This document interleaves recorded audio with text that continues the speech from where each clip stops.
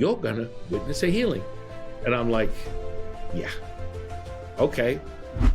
And literally, I kid you not, Guy, in 40 minutes, that foot went from gangrenous black to pink in color. You can literally shift gears and become fully awakened to who you are in seconds. It's not exclusive to one individual. The more you surround yourself by it, the more the potential and the possibilities are raised. I have very vivid memories of being able to see through my hand into the next room, which is just a state of awareness and your ability to harness that energy, which is the magical part of the journey of self-realization. The 0 point, when you access that, you access heaven on earth.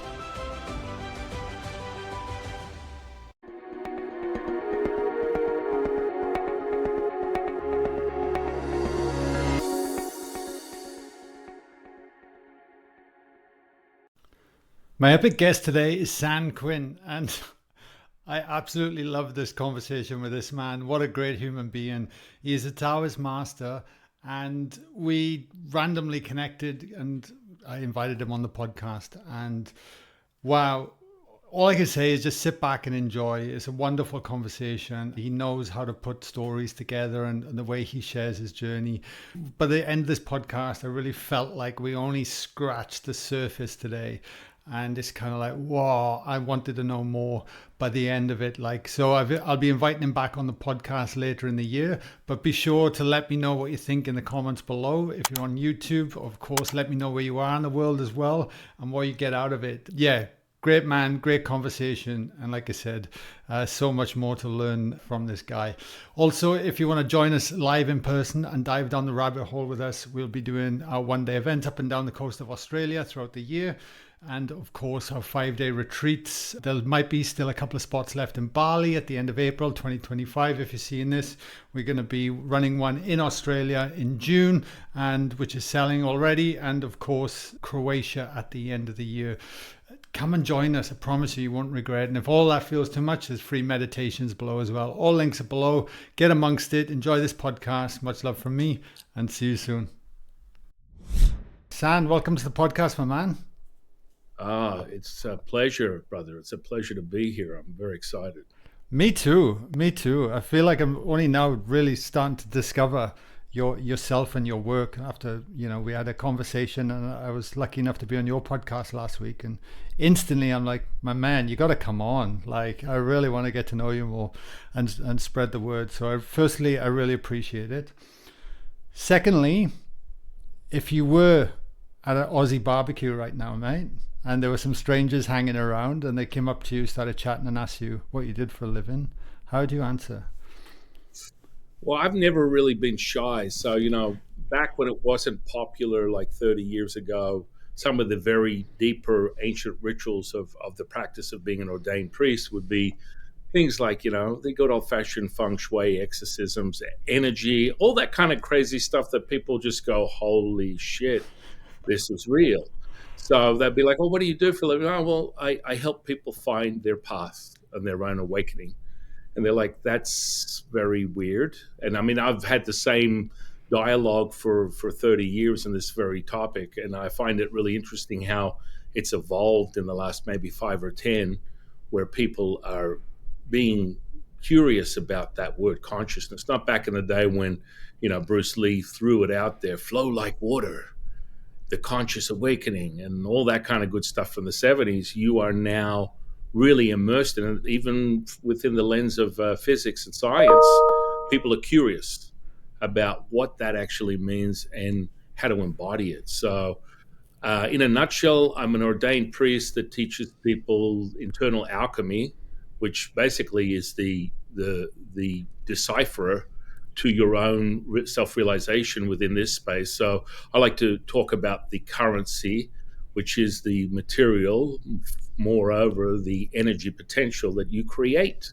So if we were to go, sort of summarize it into a physics model, it'd be light to wave to matter to particle realized with your attention intention, cutting from the cloth of the primordial mother, which is the unified state, and you create distortion, as my dear friend, the Buddhist monk, would say, the dukkha. And that's that charge you and I got, because we're oscillating. We're in union right now, and this is the exciting part about the electromagnetism within this dualistic perspective, because this is the substance. This is the stuff that we use to identify the experience that we're having. And of course, all seekers are looking for that unification. They want to find that center point. Furthermore, some people refer to it as the vesica. Within Taoism, refer to it as the Wu Ji, the primordial mother, between the breath in and the breath out. I'm going to jump in there because there's a lot in there already, and I love it. I'm just nodding my head going, we're going to have a great conversation today. The thing I feel is that many of us are completely unaware of what you said about attention, intent, cutting from, we have this great universe that we are part of, like there's no separation, but we're so blinded by our stresses, our problems, our worries and everything, and it kind of severs the tie, right?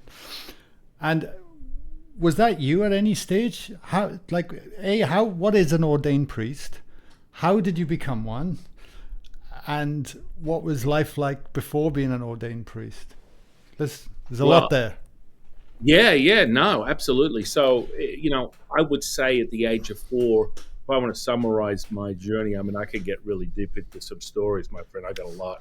But if I was to summarize my journey, it started at the age of 4 when I, was a latchkey kid with a single parent, being a radical feminist from the 70s who had a different theory or ideal of what reality was. So I spent a lot of my time with this nurturing sort of maternal energy, being surrounded by women of all different shapes, weights and sizes, and all of the above. So I spent my childhood that way. So in most cases, my go-to would be my imagination.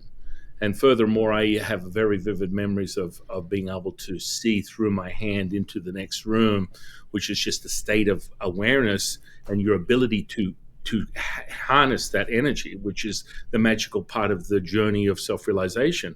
So when you get to that state, you furthermore, through inquiry, we like to call it inquiry to, contemplation, and then that curiosity turns into basically a hope. The hope turns into a belief system. The belief system is only nurtured and realized through the experience. You must be able to experience it. You must be able to feel it. If you're thinking, you're not knowing. If you're knowing, you're feeling. I mean, this is the charge that you and I are dancing back and forth with, that symbiotic sort of like relationship, that commune that we're having with the unity. And so I went from that to the age of 10. I had really sort of walked a path of being sort of alone to my own devices, really looking towards Hollywood to create my nurturing effect of my fatherhood, which ranged from, for Sylvester Stallone to Tom Cruise. I mean, you name it, they were all my daddy, right? That type of creation turned into, I need something more, because I was being subjected to bullying. So then I really embodied the physical. So the physical turned into my fascination with creating. Because I was a creator, I was also an artist. I started drawing and painting when I was a young boy. My grandmother mentored me through that state, and I became very familiar with being able to create in any medium very quickly and successfully an image, and something that was very alike, or a lot of people would capture what I like to call pop culture. So I was fascinated with physical bodies and the human form and the face. And so I'd capture the essence of subjects, movie stars. So I'd be drawing these, turning into something more palpable just from looking at it. You go, you've captured the soul. You look into the eyes.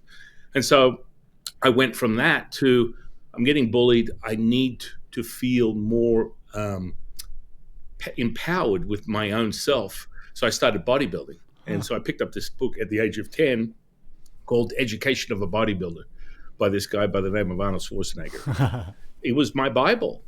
And, within a few hours of reading that book, I was at the local church upstairs in what they considered a gym, which was basically a bench and a bar and a couple of dusty old weights. And I had no barometer as to what that was. So I just put 245s on the bar, which is insane, as you understand. And back in those days, there was really no counterbalance. Go ahead. And you were 10 years old? Wow. And I got 3 reps out, and then it dropped on my chest, and I held it there for 50 minutes before someone turned up to take the weights off. But in my mind, I'm like, well, what's the limitation? I don't have one. No one's giving me, boundaries or guardrails that this can't be possible. So I just embodied that whole lifestyle, right down to the food, the eggs, all the stuff back in those days. Really, we're talking about the 80s, where people had no understanding of what microbiome was, or how bioavailable things were, or how you're really going to absorb the nutrients. So I went from that, and then it progressed to competing a couple of times within powerlifting and bodybuilding. By the late teens, I had successfully started lifting some obscenely stupid weights.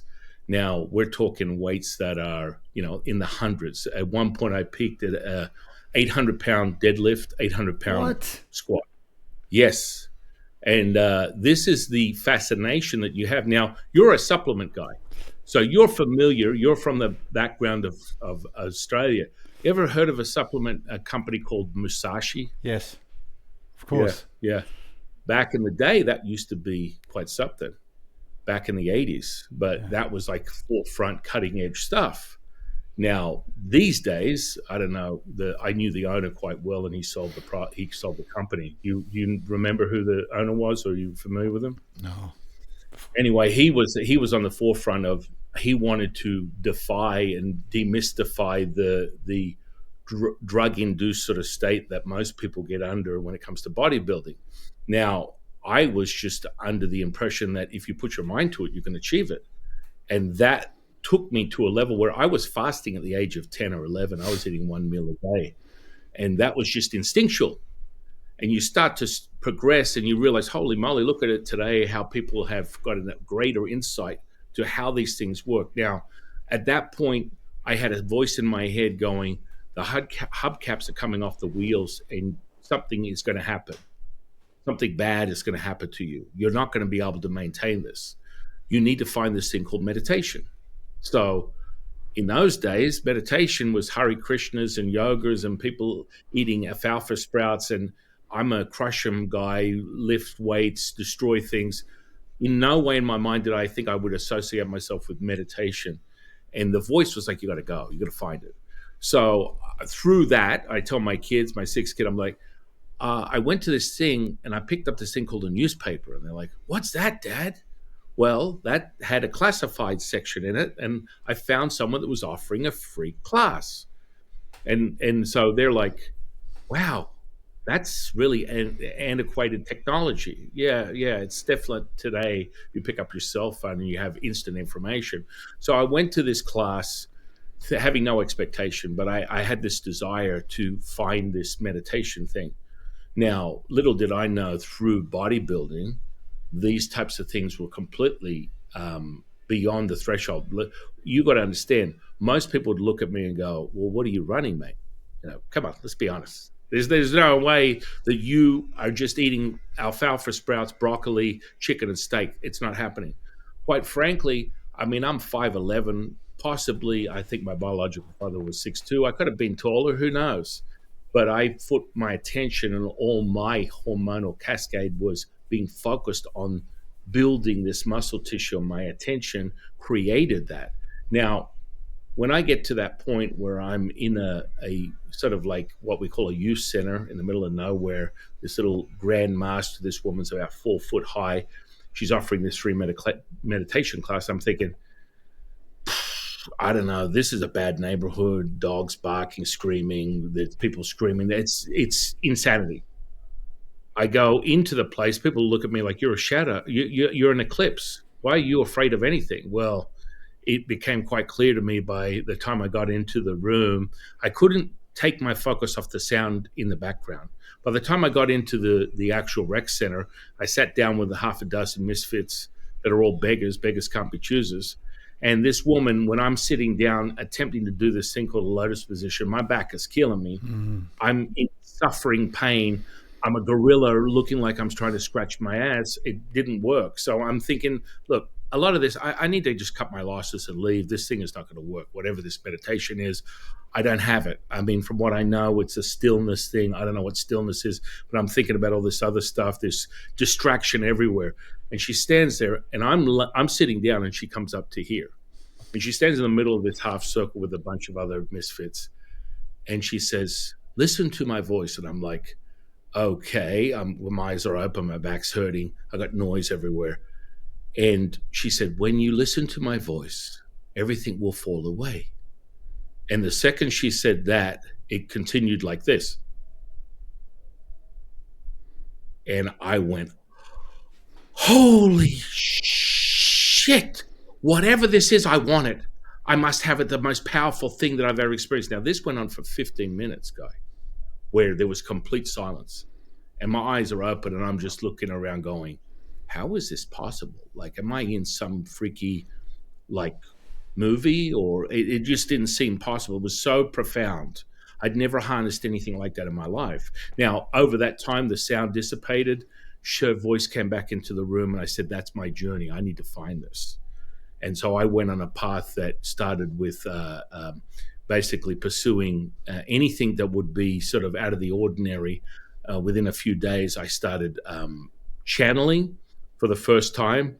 So I walked into this channeling class with this guy who had 60 years in the game. And he was like, you're a son of a bitch.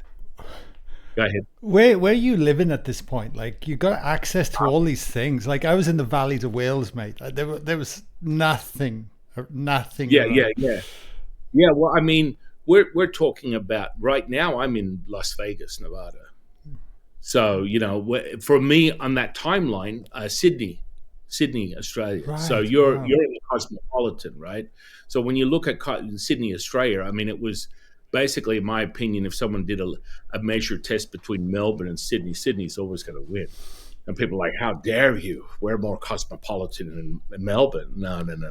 This is Sydney. I mean, I went through, you know, every suburb as a child, from Randwick to Coogee to you name it. And then I would go back and forth between my grandmother's place and my mother's current job, which could be anywhere from, you know, Griffith, Leeton, Bathurst, Orange wow. was a big one. So I'm moving all over the place. But all this access to information was in Sydney, because, I mean, this is where you walk into the center of Sydney and you got Hare Krishnas everywhere. They're just dancing in the street. I mean, it was a phenomenon at the time. It just didn't seem real. Wow. So you wandered into a channeling workshop a few days. Yes. And this is the crazy part, right? Yeah. I'm a Neanderthal. So this guy's looking at me like, I don't know what you're doing here, but hey, I'll take you $10, whatever, you know. I mean, let's be spiritual, right? You're looking at the room, everyone's wearing the attire that would be appropriate, and you've got this bodybuilder that is sitting here going, I don't know what I'm supposed to do, but I'm inspired to want to attempt this. And he's looking at me like, well, you know, $10-20 here, it's not going to hurt. So I'm sitting down, and literally the first time he drew in his teachers, and all of a sudden I had a lightning bolt charge through my whole body that reverberated and radiated this immense heat and oscillating. And that you can feel the charge through yourself when I'm speaking on this. It's like so dense, because little did I know I'm just refreshing my own memory of my past lives. If anyone in the audience believes in reincarnation, I'm just having an epiphany. And so Latsu just comes straight through. Next minute, I got everyone in the class with their sticks and their marshmallows sitting around as I'm just speaking this wisdom teaching that I have no idea. Like, we're going from never meditated to channeling within a day or two later. And it just gets better. We just got started, Guy. I'll continue, and you're gonna be quite pleasantly surprised. But what I like with this story is understanding that I remind people that you can be, and I came from a background where I was introduced to Church of England when I was a young boy, and then my mother's like, hey, you're not really interested in it, just leave it alone. I consciously thought I was an atheist for a couple of years because it sounded like a big word that would be appropriate to someone that doesn't believe in God. Now that changed in a fraction of a second once I moved through these cogs. and it was an awakening like I've never experienced before. Yet have I seen it in students? Have I seen it in others over the decades that I've been teaching? 1000%. I always remind people, you can literally shift gears and become fully awakened to who you are in seconds. It's not exclusive to one person or individual, but what happens is the more you surround yourself by it, the more the potential and the possibilities are raised. The bar is raised, the opportunity is raised. So I went to this channeling class. I started channeling Latsu. I'm now hearing his voice, and I'm seeing this image. And now I'm like about 3 seconds away from thinking I'm having a psychotic episode, and everyone's telling me how amazing this is, and they can't believe that it's possible for you to be able to do this. You're a Neanderthal. Now, for quite some time, I would break chairs. I just straight up, just if I was sitting in a chair, I would vibrate and oscillate to a point where a chair would just break, no matter what it was. And the teacher was like, "Oh, don't worry, you've got all this muscle. The second you lose it, just let it go. It'll just start to be more fluid, and it'll be less effort for you to harness this energy." And I would say that could be detrimental potentially. I would never recommend that to anyone, because I can literally move into the vibrating, oscillating state that I'm in right now if I choose to, and give you an example of how the energy is moving. And it always has its own fluidity, and it will come in different forms. But in most cases, people start to oscillate in what would seem like an infinity sign, where you start moving around like it. If I had to mimic it right now, the energy is going on. Go ahead. No, I'm just nodding my head because that happens to me all the time, right? And I wonder if what's always on the back of my mind sometimes is the movement a way of communication as well. Is there something in the actual? Because sometimes it like you say moves in this infinity eight. Yeah. Sometimes it just twists and holds or moves your head. Like it's incredible. Oh, yeah. What are your thoughts on that?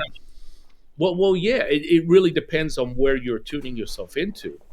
But I would not. So you can really, the second you merge with an energy, it will start to exhibit those traits. So what this is like a very deep, divine, like transmission, right? Which more commonly, if you were to sort of water it down to someone who might be on a path of more a scientific explanation, we would refer to it as an ideomotor, ideogram experience, because you are having divinity transmit through your physical flesh. This is a tuning fork. This is a barometer of your experience and so, how you're moving right now, if you actually fell into it, the energy is running through you. You're highly sensitive to the energy, my friend, and you can experience it instantaneously. You would exhibit an infinity, and whatever that would transmit, depending upon what it is that you're channeling yourself, it can go in the form of fire, water, earth, metal, and these elements will start to present themselves more clearly. And depending upon what you're focusing your attention on, you are the barometer. You're the tuning fork. And so these. Go ahead. Sorry, I don't want to cut you off because I'm loving every word of it. And there's just one other loop in my mind I'd love to close out. And I think it'd be good for our listeners as well.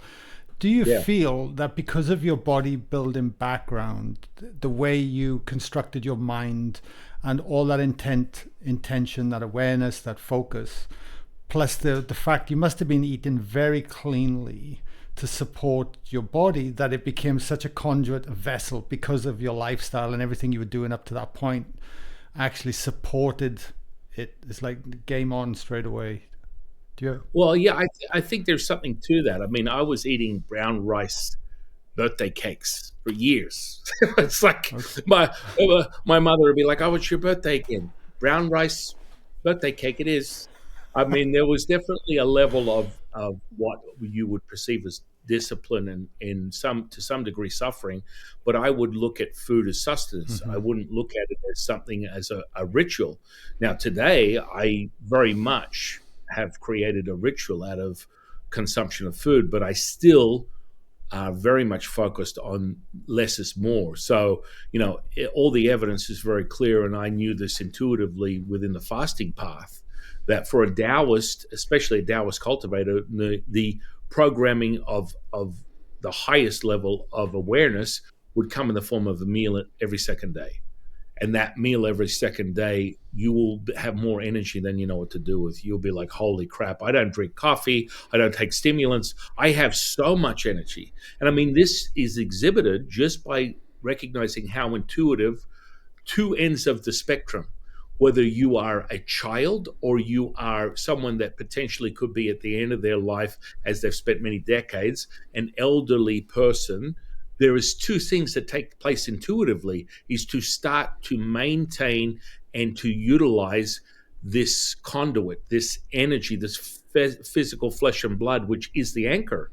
So as a child, if you observe a child, I let my kids just wake up, and they when they burn out and they're like, I need something to eat, Dad. And it's like 6 o'clock at night. It's because that's what they need, that they think is necessary. And in lots of cases, it's psychological. It's not even a physical state that is in need of. And furthermore, when you look at an elderly person, as they start to want to maintain and minimize damage to themselves or extend their life, they start to eat less.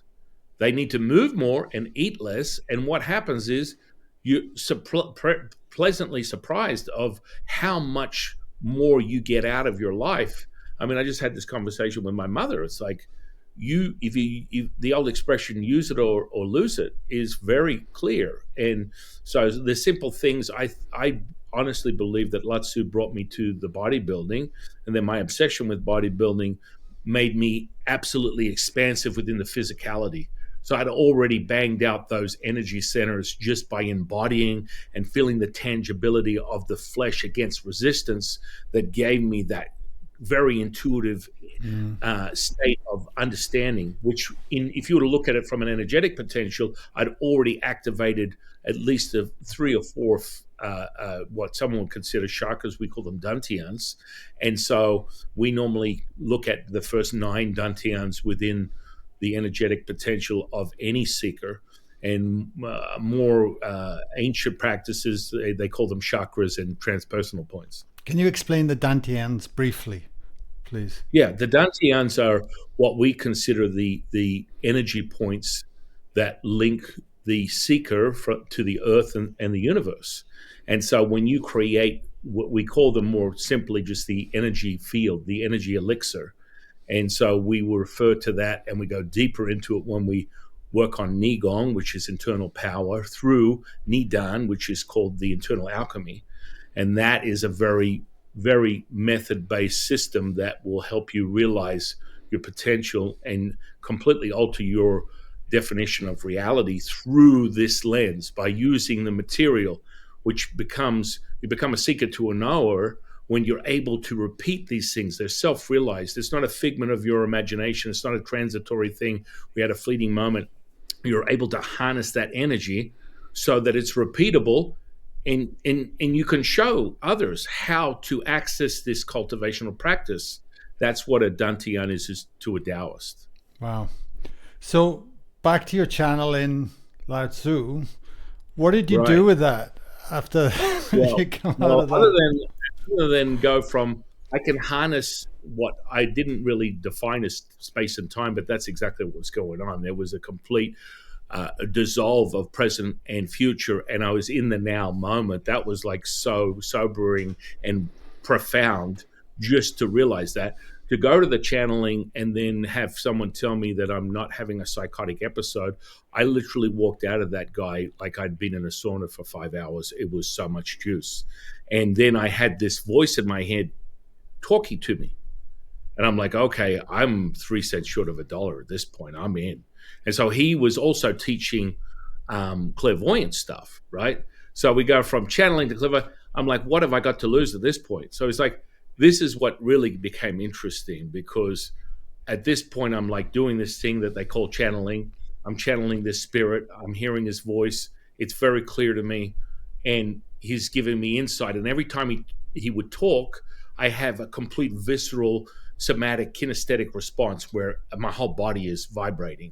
And I'm just like, holy shit, this is crazy. And I could see him, which was even more. I'm like, okay, now something's really going on. I think I'm having a psychotic episode because I'm starting to see this entity, this spirit, they call it, but visually, like I see you. And I'm hearing his voice as I hear yours. Not with a third eye, but actually visually through No, your eyes. no, with my eyes open. Wow. And that was even freakier because there was substance there. So I can see him just like I see him in the room right now. He's sitting next to me. There is a presence, there's a density that comes with that. Now, a lot of people talk about the relationship that you have with your spirit guides, your teachers, your ascended masters. These are all transitory until otherwise noted. You want to have this permanence and this tangibility. Like his auric field, his energy potential is so tangible that you can experience it. And I have others experience that energy. I have him move through them so they can feel the vibratory change in their physical body. Even if they can't see him, they'll be like, holy crap, what is going on? As you said, he's walking into my body. I'm experienced a whole heap of energy, and all these things are happening to me, and I can't define them, but I can tell you it's real. This is the type of stuff that I get all excited about because you need to be able to validate the experience. So the next day he starts teaching channeling, clairvoyant stuff. And I'm like, what have I got to lose? And he was just looking at me like, well, you got one down, but this stuff you're not going to get. You know, you might be a little bit of a potential a golden boy or whatever you want to call it, but you're not going to get this channeling down. This is seriously for the big boys. I'm like, okay. So he gave me the fundamentals. He goes, now read my aura. And I'm like, okay. And I'm just looking at him. And next minute, information is very clear.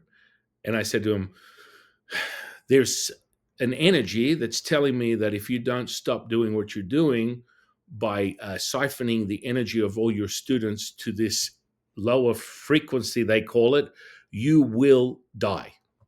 And he's like, whoa, whoa, whoa, whoa, whoa, whoa, whoa, whoa, whoa, whoa, whoa. Stand up, let's go in the other room. And I'm like, what? Is that real? And he's just like, I'm just like, was I right? And he's like, listen, you need to be quiet right now. And I need to talk to you. I'm like, I wasn't really listening to what it was saying as much as I actually got this instant information that was accessible to me, and I was sharing it with someone else as a sounding board, and it was correct. And he's like, whoa, whoa, whoa. You can't say this to anyone. I'm like, was this real? Is this really happening? Did and he's like, look, I had this situation where I get these teachings, and they come in all these sort of like forms of what we call clairvoyance, the stuff that I'm teaching you, and I get these superpowers through this relationship with this energy. And I'm just like, this is real. I got it right. And he's like, listen, you need to just pipe it down a little bit. I want you to calm down. You can't share this with the rest of the class. And well, the energy said you're going to die if you don't stop what you're doing. And he's like, I can't stop. And I'm like, wow, okay. I wasn't even that concerned. I was more the fact that he validated what I said and said it was real. I'm like, holy crap, this stuff is insane, because it would come up, Guy, and I would see it. So within his auric field, I would see all the energy potential. Now, more refined within a Taoist cultivational practice, when you're reading auras, these are the very traits that you look at. You look at the energy centers, and within the energy centers, there is an excess or deficiency of the motion to virtue state.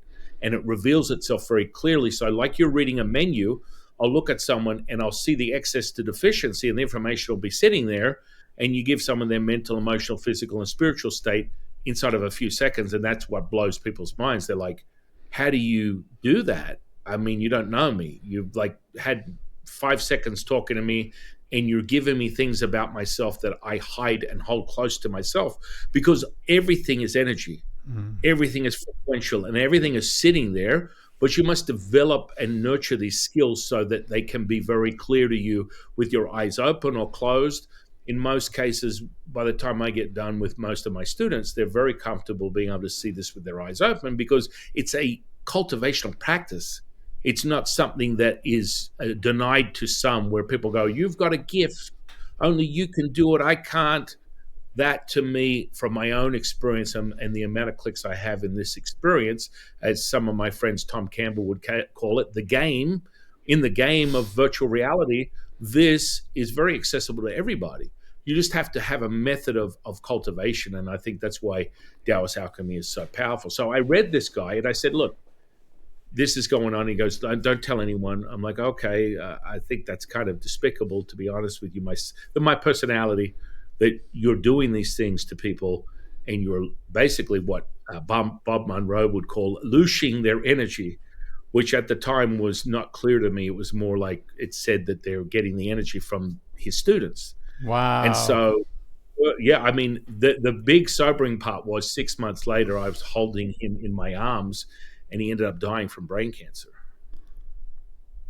And Wow. it was a crazy part. So I went from that. Then the following day, it gets even better than this. So I get a crash course in distant healing, right? This is all within the same week. I mean, you can't make this stuff up. It's kind of crazy, but it would be so. I attribute this to, guess what? I see things at face value. I was childlike in my nature.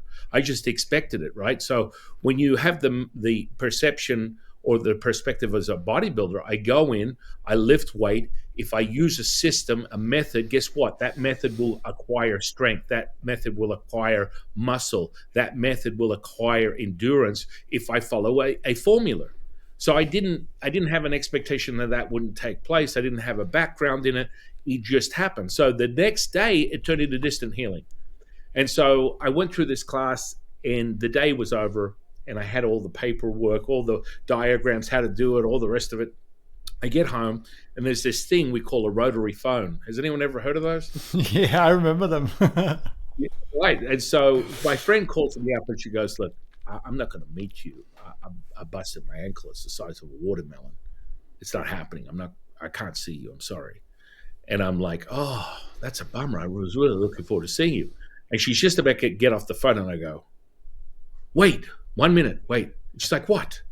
I'm like, I'm going to try this thing I was learning today. And she's like, what? Just give me a minute and let's see what happens. I mean, what's the worst thing to happen? Nothing.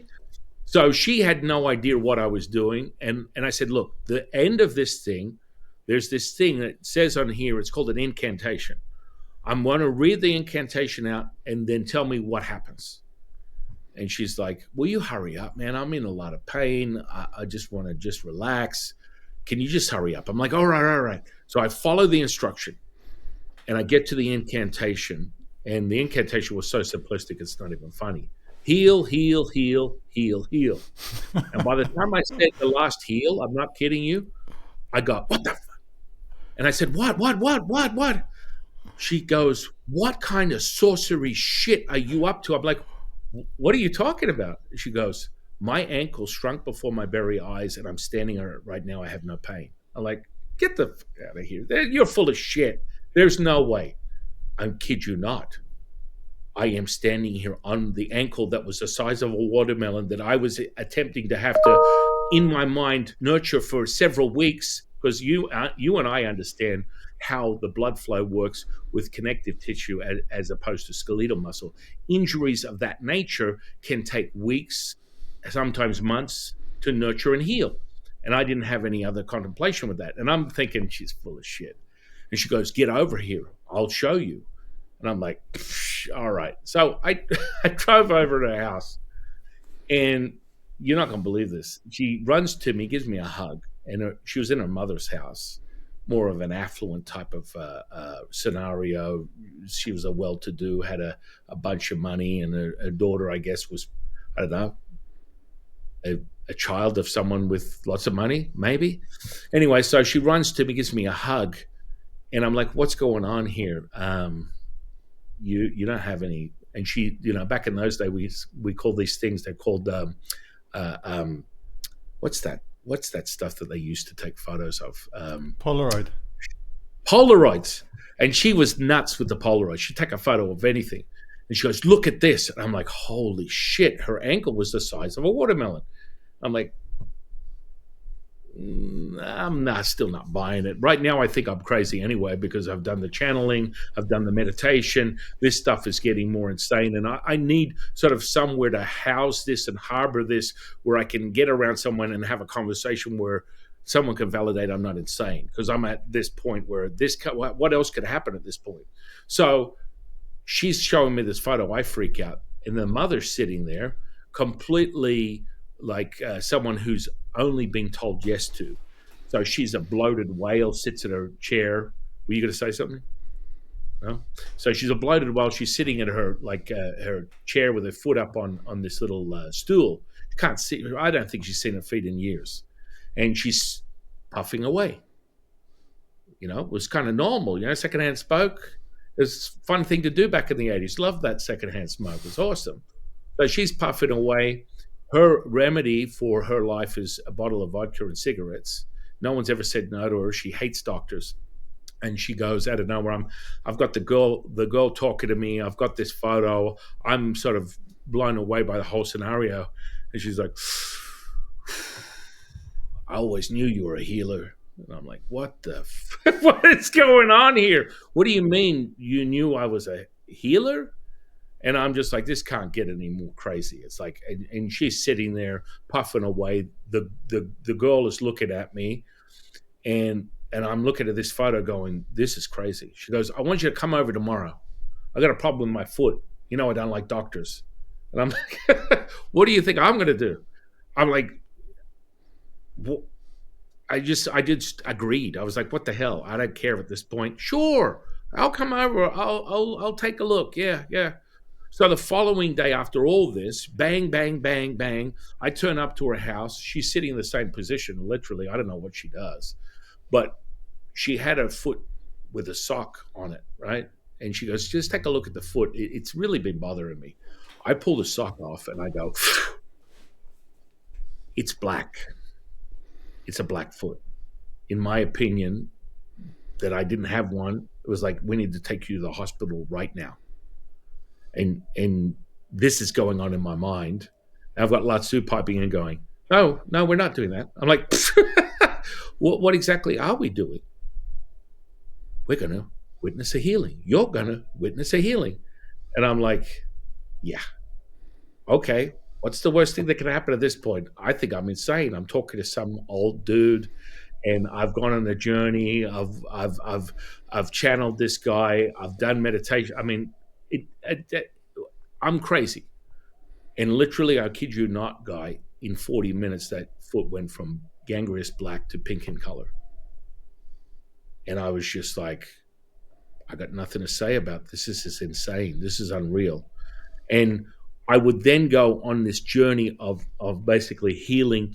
What my favorite thing to do was take sebaceous cysts and raise them to the top of the skin and then watch them explode like a zit. And that was just harnessing the energy and focusing on it, because the physicality is no different. Like when have you ever bent metal before? I think we asked that. Did I ask you that question on my podcast? Have you ever bent metal? Yes. Yeah, you've bent metal. Now, bent metal? No, sorry, no. Yeah, so there's a transfer of a state when you focus your attention, intention on the center point of that, where the actual material, the metal, will just melt like butter. And it's a focus point. It's your ability to harness your attention, intention to that very point. And all the friends that I know that do these types of things in relation to remote viewing, telekinesis, they are very familiar with this sort of state of awareness, where you start with a tactile. You want to start with something where you feel the resistance on your flesh, and you're forcing this metal to supposedly bend to your will. Now, with that, you focus your attention on it, and it will start to wiggle and transmute and melt before your very eyes. You will feel as though you're having some type of, delusional sort of state of awareness, but the actual material starts to melt before your very eyes. Now, the next degree is holding a spoon and melting it like a candle, and the third one is moving the prongs back and forth with your attention intention. And it's a state of mastered awareness. But physical flesh is no different. Physical flesh has that same frequency that once you hit it, you have to hold that. And the real key is to be the now moment. Within Taoism, we call it the primordial mother, the Wu, enter the Wu Ji, which is between the breath in and the breath out. You're able to harness this state of unification. And once you do that, you hold that resonance. That resonance is then being able to repeat itself in what we call Wu Wei, which is called effortless action, effortless effort. Synchronicity, serendipitous experiences start taking place, but you have to be able to hold the resonance, and that's part of the mastery of Taoist cultivation. So I witnessed this healing. I go on that path. Next minute, I'm pursuing teachers to refine this skill. And then I had this desire, because really, when I look back at it, I had this desire and fascination with Chinatown and also martial arts, which was sort of a thing back in those days in the 70s and 80s. It was sort of a phenomenon that people were really immersed with. And I never really got too deep on it, because it was as if I had to spend all this time thinking. And it didn't really work too well for me when I have to process these systems. I just want to pick things up and lift them. So that moved into basically my pursuit of a teacher. And then I started training in these sort of practices, and ultimately on a path going towards being ordained. And that went into two sections. One was a 66 generation holder through a lineage in a small town or province outside of Beijing called Longshan Mountain. And that was a Zhongyi sect lineage. And that was a cultivational practice. That specialty of that lineage and that ordinance of priesthood came in the form of the specialty of that master was exorcisms and the spirit world. And he was actually channeling his teacher at the time, which was Lao Tzu also. And Lao Tzu gave him guidance on building the monastic path, the monastery, all the things that built that up. And then the other path was my path and lineage within the three pure ones. And so those three pure ones, a greater insight into the connection between the upper, middle, and lower dantian, which goes into the alchemical process, deeply, deeply into it. And quite frankly, even to this day, and there are a lot of people that have shared certain Taoist practices, more commonly things that people are very familiar with. You've probably heard of the microcosmic orbit, things that are very basic in their nature, which can give you the spark of potentially a Kundalini experience. And so the most important thing is to activate the energy potential.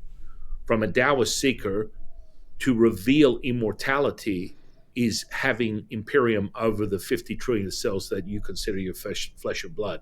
This is where you start to harness that energy potential. And you use that currency to find that center point, what we call Wu Ji.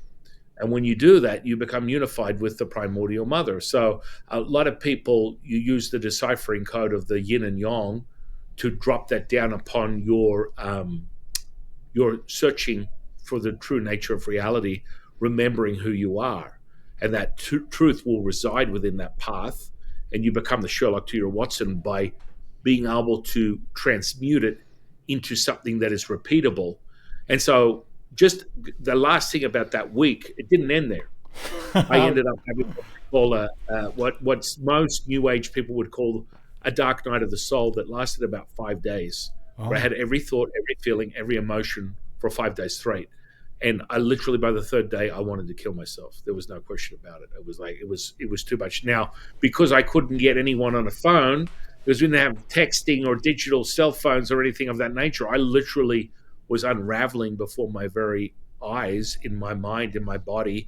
And I was experiencing this tornado of all these things, the emotions, the thoughts, the feelings, all encapsulated and transmuting through my body like a tornado. And at one point I tried to distract myself and I went to the movies, and I was sitting there, and something as benign as a physical, like, naked woman, she walks on the screen, and I throw up on the guy in front of me because it had that much of a visceral effect on me. There was a transmuted state. And by the time I finished, I got hold of my teacher, and he's like, "Oh, that's amazing. This is what we call a breaking." I'm like, "You can keep your freaking breaking." It's like nothing I'd ever experienced before, because it it completely dissolved my view of reality, one bang after another, to a point where what is real, what isn't real. It's starting to be more clear to me what is real, which is this energy thing, because I'm seeing physical transmutation. I'm seeing change that was nothing more as a young boy Mm. as supernatural. It was something from the imagination, and it was being presented to me for reals. And the evidence was in that experience, and that's part of the cultivational practice.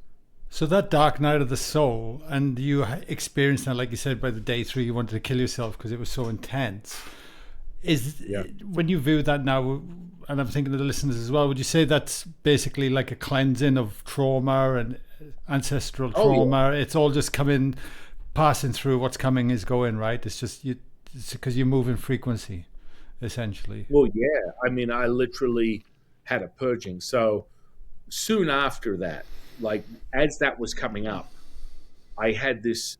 I had my one of my teachers, the Yellow Emperor, come to me, and the Yellow Emperor is basically one of the key factors to the cultivation of the Chinese culture today.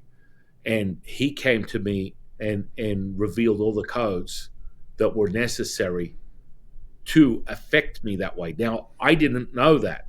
I was looking at him. He was sitting on a throne of golden liquid pouring out from below that, down what we call a waterfall, into this, what would seem like just darkness, which is actually what we talk about, which is the primordial mother, the void, the yin and yang, right? The yang is just evidence of all light being admitted and transmitted, whereas the yin is all light being absorbed. And understanding that perfect center point, that oscillating point, is the between that breath in and the breath out. And you will see evidence of that when you start to get into the breath. We refine these things and we define them as what we call the bellows, the contracting and expanding. You're all things and nothing at the same time. It's li- it's like And in quantum physics, they call it the collapsing of the wave function, right? I believe where particle becomes wave, wave becomes particle. As soon as it's observed, it's right. in and out. That 0 point. And as you said, the 0 point, moreover, someone would refer to that. And that's the unified state. When you access that, you access heaven on earth, which would not be transmutable. There would be the argument from many that this is impossible because of the dualistic construct, which is the polarizing effect of yin and yang. That's why yin and yang symbols are so powerful. That is the template to deciphering your reality. And you have to find that center point for it to be realized. And that comes from the alchemical process, because when you can cultivate the substance, we call it the substance, the Fajin, this is then accessible, it's tangible, and you can then commandeer it and have imperium over it. Or furthermore, some people would call it the maestro. We like to call it the maestro, to the access of that. And you can move these electromagnetic potentials in any way you choose to. And that's part of evidence. It's very important that you don't have blind faith. It's very important that you have a method. From a Taoist perspective, it's part of the nurturing growth and remembering who you are, returning to that state. And when you know that you are there resonant wise, the simplistic trappings of that would be the selflessness and the servitude that exhibits itself. Whereas the human condition is that very boundary and limitation, which is part of your journey. From a Taoist, the simulation of reality is such that you are the ambassador. The journey is to remember and return to the primordial mother. The primordial mother gives you that access, that everything exhibited within this realm is of of a reflection of the primordial mother, which would come in the form of yang. And that yang is that center point. When you harness that center point, you absorb the riches, as we call it within Taoism, and it starts to fold on itself and concentrate, and it will exhibit a phosphorus white light embodied with a gold aura. And this is a signaling of an advanced state of awareness and the harnessing of that potential. And that will be what we call the diamond, the perfection. And your facet of that diamond will be transmuted. And you take that energy and you use it in any way, shape, or form. But the breath will give you the first taste of that substance. And when you're able to activate it through the energetic body, you can transmute it in any way you choose to. Wow. Mate, I'm running out of time. I feel like I've scratched. Matt, I've been absolutely captivated listening to you share your journey so far, and I feel like I've only scratched the surface with you today, but it was all beautifully necessary. My first question is, would you be willing to come back on the podcast in the future so we can? 100%. I've been looking forward to this, my dear friend. It's exciting. I would love to. You let me know when you want me to come back. We'll make it happen so we can unpack some of the very things that you do. Because today we literally just touched upon your journey, which is mind-blowing, mate. Holy moly. And we even only scratched that. Like, wow. Well, I'm a Pepsi challenge guy. I'm an 80s guy. So you got to show me. It's like I'll take the taste test with anybody. And it's important that you access the substance. It's important that you're not just walking a path blindly, that you have this, you know what I mean? It's like, it's so very important. And I always say to people, if you dismiss someone else's belief system, you dismiss your own, which is the very unraveling of most people's wisdom teaching, is when you realize that there's a million ways up the mountain. And as long as you are embodying that and you stay true to that path, you'll keep having self-realized states, and that will be within that material so that you can validate it for yourself. And I always remind people, your truth is the only truth you need to be concerned with.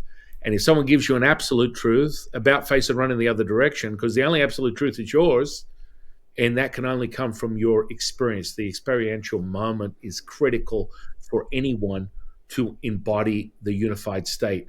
And it's not transitory, it becomes permanent. And what that means is that you detach to attach as the now moment, which means you're no place, no person, no thing. You go from first person to third person to no person. I've never witnessed a physical healing when I'm in a moment of Sun Qing is calling in the energies of the earth and the moon. And no, the present moment is all we have, my dear friend. And when you access it, it will be instantaneous. And it just comes from a method. And so I'm always excited teaching the method. And I think a lot of the methods are, they're a little diluted. I've yet to find someone that teaches the same type of Taoist alchemy that I do, because it starts from the lower Dantian, which is the primordial mother, which is evidence of the moon and the primordial essence.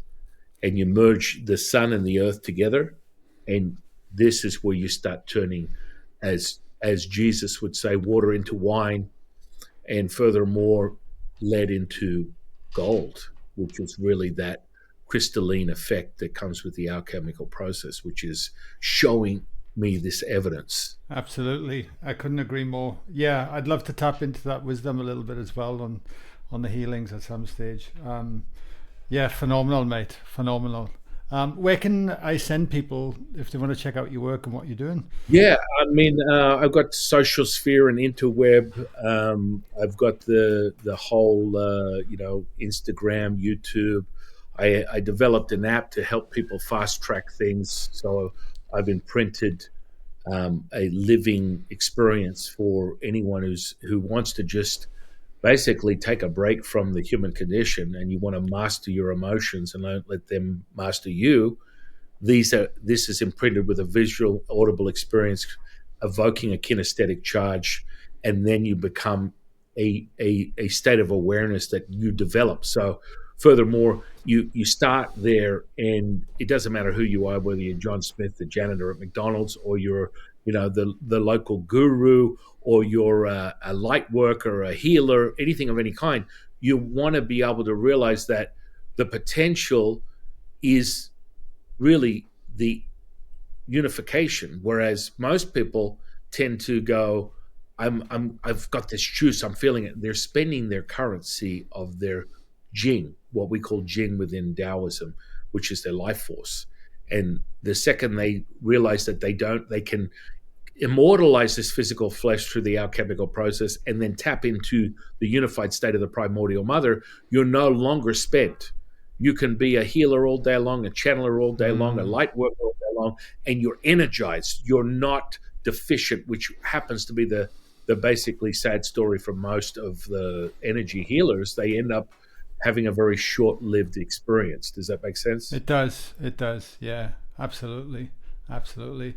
Mate, amazing. Links will be in the show notes for everyone. Please, yeah, I'm sure that you'll get a lot of people become aware of you after when this goes out, mate. And I look forward to our next podcast, Sam. Thank you so much, my man.